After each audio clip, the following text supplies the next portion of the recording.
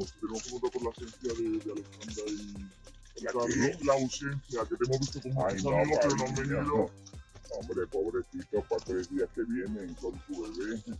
Pero que era algo que tú ya sabías, que no te molesta. No, es que es algo que yo le he dicho. Que no, habéis ido a Valladolid, al estreno, que era lo más importante, y no. Pero esa es la noticia. Ella dice, yo he estado tranquila en todo momento, pero es que perdóname, la cosa no va de que tú estés tranquila o no, la cosa va de la tranquilidad de tu padre. Igual tu padre está más tranquilo si os tiene a su lado, ¿no? Que una en la que estabas con tu abuela, otra en la que estabas con tu madre y con tu abuela, otra con tu madre, y no recuerdo ya cuál era la otra. Y ya está, y ya, eran como 4. Eran 3. ¿Son de esas? ¿Has cobrado algo? No. ¿Ni te han hecho un regalo? Sí. Yo no he vendido mi vida, ni lo voy a hacer. Novedades, test de embarazo. ¿Qué me estás hablando? Una noticia tuya que se te ha visto comprando test de embarazo en una farmacia. ¿Pero me lo estás diciendo en serio? Bueno, si os queréis todo lo que os cuentan, yo ya es que lo... Pero esto es en serio. Sería una noticia bonita y feliz. Oye, de verdad, o sea, yo ya no puedo más. Es que tienes que... Este 31 de julio ha dejado al descubierto una vez más la distancia entre lo que algunos personajes públicos intentan proyectar y las realidades que arrastran desde hace tiempo. La noticia del día no solo ha girado en torno al esperado debut teatral de Terelu Campos en Málaga, su ciudad de nacimiento, sino también, y quizá con más peso mediático, sobre una ausencia que ha resonado con fuerza, la de su hija Alejandra Rubio y su pareja, Carlo Costancia. Una falta de asistencia que no ha pasado desapercibida ni para los medios, ni para quienes conocen los antecedentes familiares. Terelu, en un intento por desdramatizar la situación, afirmó frente a las cámaras que la pareja no había podido asistir por motivos comprensibles, justificando que estaban dedicados al cuidado del bebé. Sin embargo, las justificaciones chocan frontalmente con lo que había sucedido tan solo unos días antes. Alejandra y Carlo habían sido captados en Málaga disfrutando de momentos de ocio, fotografiados intencionadamente en actitud distendida junto a Terelu, en lo que parecía un intento de reconstrucción de la imagen pública de la familia. Las instantáneas buscaban proyectar una idea de reconciliación maternofilial que, como se ha comprobado en las últimas horas, parece no haber sido del todo sincera. Lo que más ha sorprendido es la incongruencia entre lo que se quiere mostrar y lo que realmente ocurre.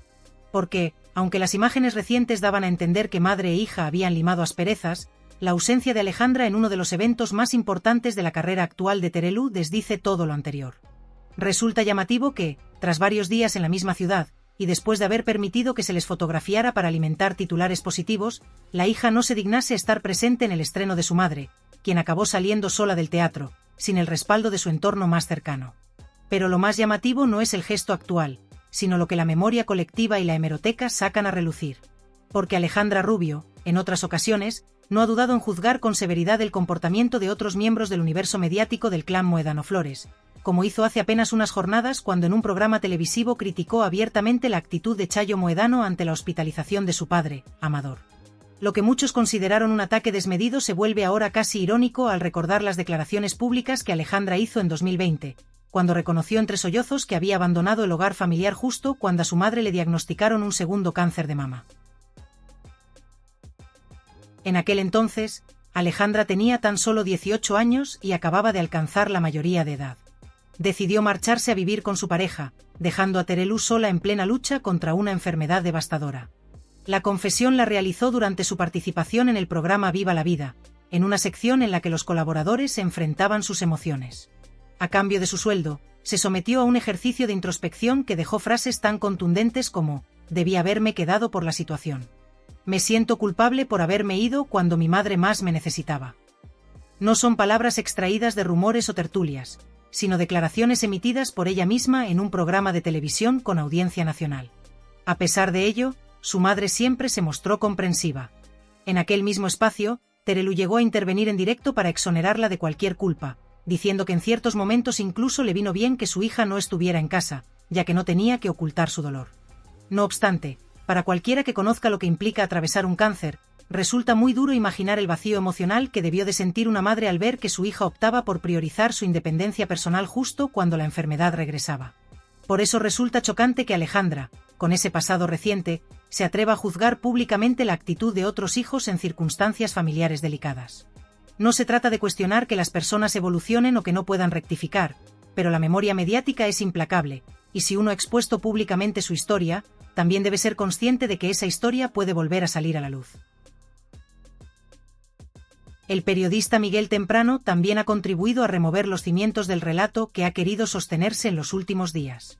Ha rescatado, con pruebas y argumentos, lo que él considera los aspectos más oscuros del comportamiento público de Terelú y su entorno, poniendo en entredicho la autenticidad de los discursos que giran en torno al esfuerzo, la ética y la honestidad. Mientras muchas personas trabajan incansablemente para ganarse la vida sin recurrir a vender sus intimidades, otros, amparados por su linaje televisivo, han obtenido contratos, exclusivas y presencia mediática simplemente por ser hijos de. No por su talento ni por su aportación profesional, sino por su apellido. Y en el caso de Alejandra Rubio, la contradicción ha sido una constante. Durante años ha asegurado que no permitiría que su vida privada fuese mercancía. Afirmó con rotundidad que nunca comercializaría con su intimidad. Sin embargo, en los últimos tiempos ha protagonizado varias exclusivas en revistas del corazón. Primero negó su embarazo, luego, cuando fue descubierta comprando pruebas de gestación, decidió anunciarlo a bombo y platillo. Posteriormente se filtraron datos tan personales como el sexo del bebé, el nombre elegido, e incluso el hospital donde daría a luz. En una de esas entrevistas, fue su amiga Pilar Vidal quien le enumeró, una por una, las veces que había aparecido en portada. Alejandra, incómoda, respondió que ella no había cobrado nada, que simplemente le habían hecho regalos. Pero esa explicación resulta ingenua. Aunque no haya dinero de por medio, hay visibilidad, beneficios colaterales, obsequios de gran valor y un refuerzo de su imagen pública. Minimizarlo no es más que una forma de maquillar lo evidente, que si se ha lucrado, directa o indirectamente, con su vida privada.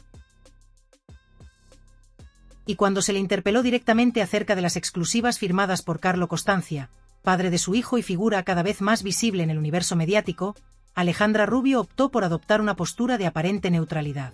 Su respuesta fue breve, casi escurridiza: «Yo no tengo nada que ver con eso, que cada uno haga lo que quiera». Una frase aparentemente inofensiva, pero que, al ser analizada con detenimiento, revela mucho más de lo que dice explícitamente. Esa actitud evasiva, esa necesidad de desligarse de cualquier decisión pública que haya tomado su pareja, es cuanto menos cuestionable, sobre todo si se considera el contexto familiar en el que ambos se encuentran. Son una unidad, comparten un hijo, conviven bajo el mismo techo, y sus vidas, al margen de lo que quieran proyectar ante las cámaras, están profundamente entrelazadas. Resulta incoherente sostener que las decisiones de Carlos son individuales y no la afectan, cuando todo en la vida de ambos, desde lo emocional hasta lo económico, se articula en función de un proyecto común: la crianza de un niño. Cualquier exclusiva firmada, cualquier contenido cedido a una revista, cualquier titular negociado, cualquier ingreso recibido por parte de uno de los dos no solo tiene impacto en su entorno inmediato, sino que repercute de forma directa en la calidad de vida y en el futuro del hijo que comparten. Desde ese punto de vista, no es posible hablar de compartimentos estancos. Si Carlo firma una portada en la que se habla de su paternidad, de su relación con Alejandra o de los detalles íntimos de su hogar, no lo hace solo en nombre propio, sino también en representación de la estructura familiar que ambos han construido. Pretender que esas decisiones se toman de forma aislada, como si no existiera una responsabilidad mutua, es, en el mejor de los casos, ingenuo. En el peor, es una estrategia comunicativa para esquivar la crítica y mantener intacta una imagen personal que ya ha sido erosionada por otras contradicciones públicas. Negar la implicación no solo es un ejercicio de desentendimiento, sino también un intento, fallido, de deslindarse de las consecuencias éticas que implica lucrarse, directa o indirectamente, con la exposición de la vida privada. Alejandra puede no firmar las exclusivas, pero se beneficia de los efectos que éstas generan. Y eso, en términos de responsabilidad mediática, la involucra por completo. Y así, lo que parecía en principio un simple desencuentro doméstico, un gesto frío o una ausencia familiar puntual durante el estreno de una obra de teatro, ha terminado convirtiéndose en un caso paradigmático de cómo la exposición mediática, la memoria hemerográfica y los archivos audiovisuales tienen el poder de desarticular, en cuestión de segundos, cualquier narrativa cuidadosamente tejida. Porque la opinión pública, aunque muchas veces sea volátil y emocional, no es ingenua. Observa, recuerda, confronta y, sobre todo, exige coherencia. No se trata, como muchos podrían alegar, de cargar contra el pasado de una joven que aún está construyendo su trayectoria personal y profesional. Tampoco se trata de negar la posibilidad de evolución, de madurez, de rectificación. De hecho, nadie está exento de cometer errores o de actuar movido por impulsos o necesidades personales. Lo que se cuestiona aquí no es el error humano, sino la falta de correspondencia entre lo que se dice y lo que se ha hecho, entre el discurso moralizante con el que Alejandra juzga públicamente a otros y las decisiones que ella misma ha tomado en momentos clave de su vida. Porque quien se sube a una tribuna para condenar la actitud de terceros debe estar dispuesto a revisar su propio historial con el mismo nivel de exigencia. La credibilidad no se construye con declaraciones vacías ni con excusas mal estructuradas. Se construye con congruencia. Y cuando esa congruencia falla, la hemeroteca habla. Y lo hace alto, claro y sin piedad. El caso de Alejandra Rubio no solo expone las fisuras de su propio relato, sino que también arroja luz sobre una cuestión más amplia y compleja: la facilidad con la que ciertos personajes públicos reescriben su historia, reciclan sus errores como si fueran anécdotas superadas, y se presentan ante las cámaras como si el pasado no existiera. Pero el pasado siempre vuelve. Y cuando lo hace, suele llegar acompañado de vídeos, titulares, grabaciones, entrevistas y declaraciones que, puestas en perspectiva, desmontan cualquier intento de construir una imagen pulida sin base real. Estamos ante un ejemplo claro de cómo la fama mal gestionada, la exposición no regulada y el uso comercial de la intimidad pueden erosionar la confianza del público. Porque la audiencia, aunque pueda parecer crédula, no perdona las incongruencias. Y menos aún cuando estas están documentadas con precisión quirúrgica. En este sentido, el caso Rubio Constancia sirve como advertencia para otros personajes que navegan las mismas aguas. El juego de vender partes de la vida privada puede reportar beneficios momentáneos, pero también conlleva un peaje que, tarde o temprano, hay que pagar. Por otra parte, resulta también doloroso observar cómo, en medio de todo este ruido mediático, quien queda en segundo plano, y probablemente con una sensación de decepción, es Terelu Campos. Una madre que, después de haber estado en el epicentro de los focos durante años, afronta una nueva etapa en su carrera profesional con ilusión, esfuerzo y entrega. El estreno de una obra en tu tierra no es un simple evento, es un momento simbólico, íntimo y cargado de emoción. Verla salir sola del teatro, a menos de 24 horas de haberse subido al escenario, sin la compañía de su hija ni del padre de su nieto, no es solo una imagen triste, sino una fotografía del vacío emocional que, por mucho que se intente maquillar, es imposible disimular. Y mientras esa imagen circulaba por redes y medios, la pregunta se repetía en voz baja, pero con una contundencia que incomoda: ¿dónde estaban Alejandra y Carlo? ¿Qué era más importante que acompañar a la persona que les ha dado todo, incluso su defensa pública cuando otros callaban? Esa pregunta, que parece menor, contiene el núcleo de todo este asunto. La lealtad no se declama, se demuestra. En definitiva, lo que a simple vista parecía otro capítulo más en la narrativa del corazón, ha terminado revelándose como una lección amarga sobre coherencia, memoria y responsabilidad pública. La historia no es solo la de una hija que no asistió al estreno de su madre, sino la de un discurso que se desmorona, una vez más, ante la fuerza implacable de los hechos. ¿Acaso existe algo más íntimo que negar algo con tanta vehemencia, solo para luego demostrar que todo era verdad? Porque voy a mostraros el vídeo para que veáis con vuestros propios ojos, porque si no, no solo negarían la realidad, sino que incluso se atreverían a llamarnos mentirosos. Resulta que la última novedad que ha salido a la luz es sobre tests de embarazo. Sí, habéis oído bien, tests de embarazo. Imaginad la sorpresa cuando alguien ha sido captado comprando uno en una farmacia. Y lo más curioso es que esta noticia no es un rumor, la persona en cuestión lo ha confirmado sin ningún tipo de vergüenza. Parece que la verdad a veces es más difícil de aceptar que la mentira. Pero bueno, si alguien quiere creerse todo lo que le cuentan, allá cada uno. Yo ya estoy cansado de este tipo de situaciones, aunque en esta ocasión es de verdad. Es sorprendente ver cómo algunos se hacen los despistados cuando ya han cobrado por la exclusiva. Y lo más irónico es que precisamente quienes buscan credibilidad terminan enredándose en estas contradicciones. ¿De verdad alguien cree que el novio no está al tanto de todo esto? Si ella misma es quien lo ha dicho, fijaros bien qué ocurre con las noticias que giran en torno a ellos. Yo os lo aseguro, está publicado y aunque se intente negar, la realidad es otra. Esto no es un juego ni un chiste, sino una noticia que podría ser incluso feliz. Pero parece que a mucha gente le cuesta procesar las cosas cuando se enfrentan a la verdad. En fin, ¿qué queréis que os diga? La situación ya supera cualquier expectativa. Al comenzar el día, me han preguntado directamente: ¿has visto que Alejandra fue vista comprando un test de embarazo a la farmacia? Imaginad mi reacción, especialmente tras todas las noticias que hemos estado viendo últimamente. Es difícil no quedarse boquiabierto con tanto revuelo. Lo que realmente resulta increíble es que, por mucho que se hable, ni se confirma embarazo ni se venden exclusivas nuevas. Recordemos la última vez que Alejandra Rubio habló de todo lo que tenía pendiente por vender a los medios. Aseguró que antes de que otra persona se llevara el dinero, ella misma se lo embolsaría. Ahora ha cambiado completamente su postura. Ya no dice que no venda su vida privada, sino todo lo contrario. Parece que se ha sumado al negocio de la exposición, un negocio que en este ámbito familiar es el pan de cada día.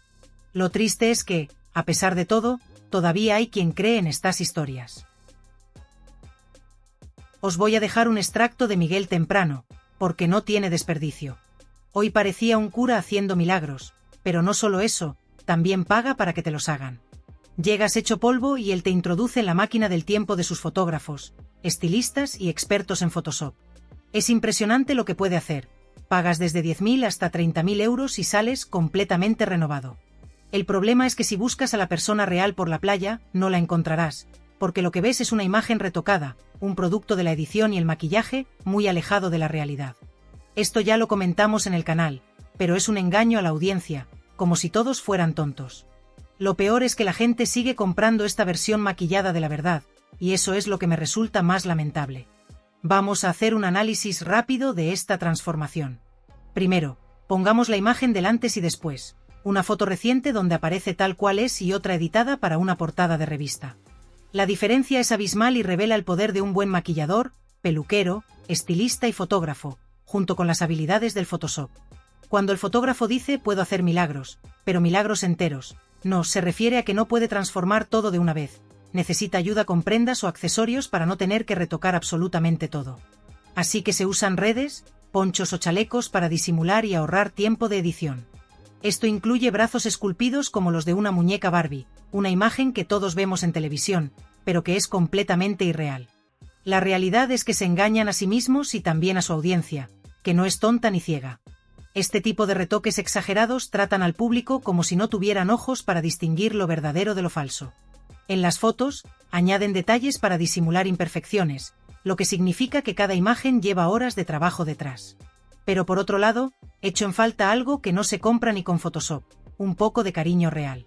Hace poco se decía que no le importaría comerse una papa, pero ahora parece que echa de menos tener a alguien a su lado, un hombre, para compartir esos momentos. Creo que a esta edad, cuando ya no hay necesidad de vivir con presiones absurdas, podría ser bonito experimentar y descubrir el amor de una forma libre, sin etiquetas. Quizá encontrarse con un hombre o con una mujer, con alguien a quien amar o con quien compartir la vida, no debería ser algo definido por estructuras cerradas o por las etiquetas sociales que tanto nos condicionan, porque el amor, en su esencia más pura, no es algo rígido ni limitado a lo que dictan los cánones tradicionales o las expectativas culturales. El amor es, en realidad, un camino lleno de sensaciones, de emociones profundas, de respeto mutuo y de aceptación que trasciende el género, la apariencia o cualquier otra condición superficial. Es un proceso que nos invita a conectar con la persona que tenemos delante, con sus defectos y virtudes, con sus transformaciones y con el paso del tiempo, que inevitablemente nos afecta a todos. Y, en este sentido, las mujeres suelen demostrar una capacidad especialmente notable para comprender esas transformaciones, porque a lo largo de la vida suelen vivir y aceptar con mayor naturalidad los cambios físicos, emocionales y espirituales que todos experimentamos. Esto no significa que no existan excepciones, pero la empatía y la paciencia que muchas mujeres desarrollan con el paso del tiempo suelen ser un pilar fundamental en las relaciones profundas y duraderas, que escapan de lo superficial para abrazar lo auténtico. Sin embargo, cuando nos adentramos en el mundo de la imagen pública, de la fama y las redes sociales, esa realidad tan genuina se difumina y da paso a una construcción artificial, a una representación cuidadosamente orquestada que muchas veces poco tiene que ver con la verdad. Por ejemplo, basta con observar las fotos donde muchas figuras públicas posan en bikini para darse cuenta de que la naturalidad queda en un segundo plano, y que lo que se muestra es una máscara que oculta la realidad. Los bikinis que aparecen en esas imágenes, lejos de ser simples prendas para disfrutar del sol o del mar, se convierten en auténticas armaduras diseñadas para contener, para esconder imperfecciones, para moldear el cuerpo y para crear una ilusión de juventud y perfección casi inalcanzable. No son prendas sencillas, sino piezas complejas compuestas por múltiples capas diminutas de tela, colocadas estratégicamente para disimular y manipular la forma, y no para mostrar el cuerpo con libertad y naturalidad. Esto se complementa con un trabajo minucioso y caro de edición digital, donde herramientas como Photoshop son utilizadas hasta el extremo para borrar arrugas, suavizar la piel, adelgazar ciertas zonas y crear una imagen idealizada, como si la persona tuviera 15 años, una imagen que dista mucho de la realidad. Este proceso es caro, requiere tiempo, esfuerzo y dinero, miles de euros que solo unos pocos pueden permitirse, y sin embargo se ha convertido en algo imprescindible para mantener esa imagen pública que se exige en el mundo del espectáculo y las redes sociales, donde la apariencia se valora por encima de la autenticidad. Lo más revelador es que, a pesar de toda esta construcción, la propia persona involucrada ha confesado recientemente que era la primera vez que posaba sin taparse con el bikini, mostrando así una vulnerabilidad que choca con la imagen que se proyecta habitualmente. Esa confesión no solo habla de inseguridad personal, sino también de la presión constante que sufren las figuras públicas para mantener una imagen que no siempre se corresponde con su realidad. La persona en cuestión comentó que solo se siente cómoda usando el bikini en la casa de su madre, lo que introduce una dimensión familiar y emocional en la conversación, porque detrás de esa apariencia mediática siempre hay relaciones personales y dinámicas que influyen en cómo se presenta uno al mundo.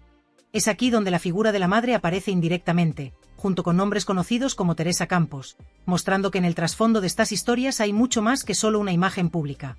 Hay vínculos familiares, acuerdos tácitos y luchas internas que se ocultan tras el brillo superficial de los focos.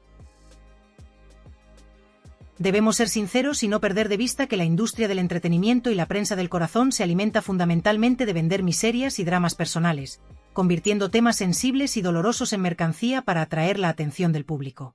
Las tragedias familiares, la enfermedad, la muerte de seres queridos, especialmente el cáncer, que parece ser un tema recurrente y omnipresente en casi todas las entrevistas exclusivas, funcionan como un gancho emocional que mantiene vivo el interés de la audiencia. Personajes como Alejandra, Carmen Borrego, María Teresa y el cáncer aparecen constantemente asociados en estas historias, porque sin esos elementos no hay el salseo, el morbo ni la expectación que generan los titulares. Aunque estos temas hayan sido tratados una y otra vez, se siguen utilizando como fórmula infalible para asegurar la atención y mantener a los medios y programas en el foco mediático. Esto convierte la repetición en una herramienta de supervivencia, aunque signifique explotar situaciones dolorosas hasta la saturación. Esta realidad convierte el trabajo periodístico en algo muy distinto al rol que desempeñan colaboradores o presentadores que responden a preguntas preparadas o que simplemente forman parte de un espectáculo mediático. Aunque alguien pueda tener buen gusto, ser una colaboradora eficiente y manejar bien su imagen, es fundamental no confundir el ser personaje público con ser un periodista profesional. Y esto se vuelve aún más evidente cuando la propia protagonista reconoce que no quiso sacarse el carnet de prensa, a pesar de que después de más de 5 años trabajando en radio y televisión tenía la posibilidad de hacerlo. Se comenta que fue su madre quien se negó a que obtuviera esa acreditación, con la intención de protegerla de las críticas y el rigor que conlleva ejercer el periodismo de manera profesional. Esta decisión revela mucho sobre la dinámica familiar y el deseo de preservar una imagen que quizás no se sostendría bajo el escrutinio periodístico riguroso. Estas informaciones, contundentes y reveladoras, confirman que la madre buscaba protegerla porque no cuenta con la formación académica tradicional de un periodista, sino que su labor se limita más a la comunicación en un sentido amplio y más superficial. Desde mi perspectiva personal, Terelu es más un personaje público que una verdadera profesional de la comunicación con base académica y experiencia en periodismo, aunque esta es una opinión subjetiva y cada quien puede tener su visión al respecto. Todo este entramado muestra un mundo lleno de mentiras, engaños y ficciones, donde la fama fácil y el dinero rápido parecen ser las únicas verdaderas motivaciones. Mientras tanto, la gran mayoría de nosotros seguimos nuestras vidas cotidianas, soportando condiciones difíciles, como temperaturas insoportables y las preocupaciones reales del día a día, completamente al margen de este espectáculo mediático que parece vivir en una burbuja paralela. Así que, tras toda esta reflexión, lo único que queda es invitar a la reflexión sobre el valor de la autenticidad, la importancia de diferenciar el personaje del profesional y la necesidad de cuestionar todo lo que nos presentan como verdad en los medios. Porque detrás de cada imagen perfecta y cada exclusiva aparentemente sincera, a menudo se esconden historias complejas, intereses económicos y relaciones que escapan al ojo del público. Nos vemos en los próximos vídeos, donde seguiremos explorando estas historias llenas de luces y sombras, buscando siempre la verdad más allá del brillo superficial.